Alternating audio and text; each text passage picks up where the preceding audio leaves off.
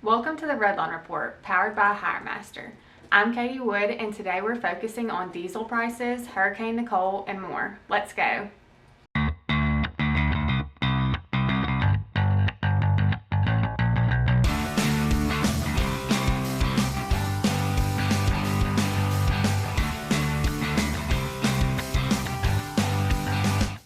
Inside the numbers this week, the Energy Information Administration released data showing the average price of diesel in the U.S., which increased 1.6 cents per gallon, reaching a total of $5.33 a gallon. Data analytics indicate a rising trend in the average price of diesel in 4 of the past 5 weeks. Altogether, the price of a gallon has increased 50.5 cents over the past 3 consecutive weeks before hitting a 2.4 cent decline.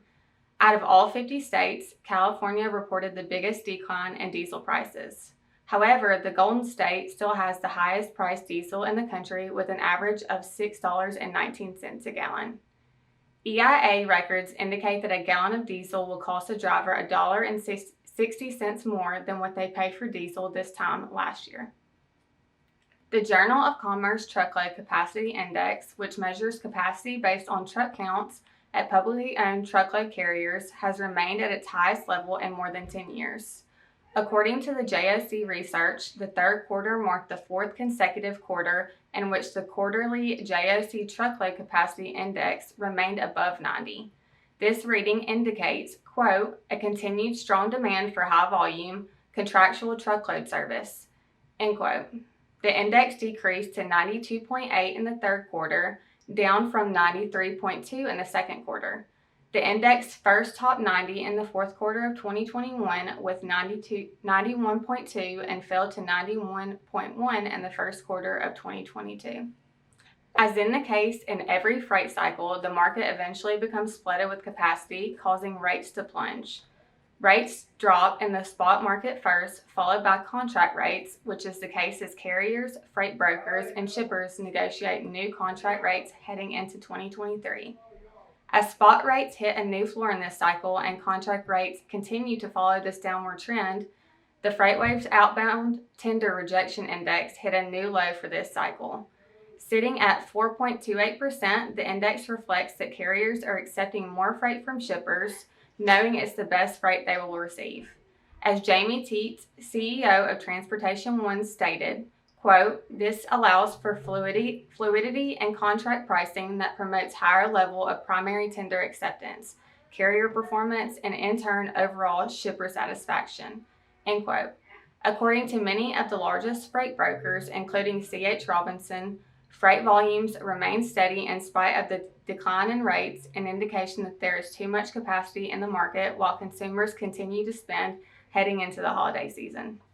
The 2022 Accelerate Conference and Expo hosted by the Women in Trucking Association is in full effect, starting this morning in Dallas, Texas, and ending Wednesday the 16th. The conference, which will see over 1,600 attendees, includes over 60 educational sessions featuring more than 100 experienced professionals discussing subjects on transportation, supply chain, and gender issues within the industry. There are 5 educational areas of focus to make sure attendees receive relevant information valuable to their careers: leadership, professional development, HR or talent management, operations, and sales and marketing. Those in attendance will be able to register for a big prize that Women in Trucking will be giving away during the 2023 Mid-America Trucking Show on March 31st, 2023. The prize, a 2018 Volvo VNL 670, which will be announced at the 2023 Salute to Women Behind the Wheel ceremony.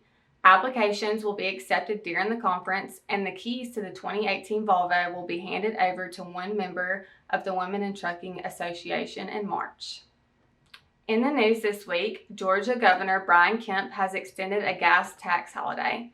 2 executive orders were signed earlier this month in an attempt to extend the supply chain emergency status through the beginning of December. Kemp said, quote, as another holiday season and a looming diesel shortage approaches, Georgians are still facing record high inflation, growing costs at the grocery store, end quote. There are several stipulations to the order signed, such as prohibiting price gouging for diesel, the ability for permits to be issued for commercial vehicles, which provides relief to transport goods on state highways beyond normal regulations. Data indicates the state of Georgia will save almost $950 million at the pump stations. With winter quickly approaching and weather conditions inevitably worsening, especially at high altitudes, it's important to prepare drivers for how to handle challenging road conditions. In this week's HireMaster Tip of the Week, make sure you have safety protocols in place and in writing in order to ensure the safety of your drivers, your equipment, and the safety of the other drivers on the road. Safety is a team sport with every member of your organization playing a significant role in ensuring drivers make it home safely. Review your safety protocols with safety professionals inside and outside of your organization and remind your drivers of these protocols through numerous channels of communication, including in-terminal and or video training, email reminders, text messages, YouTube channels, podcasts, and dispatching calls. Let's work together to minimize crashes and deaths on America's highways and byways this winter season. And that's all for this week's Redline Report. I'm Catie Wood. Be sure to follow us on LinkedIn and subscribe to our YouTube channel to catch each episode. Don't forget to leave us a like and a comment. We'll see you next time on the Redline Report, powered by HireMaster.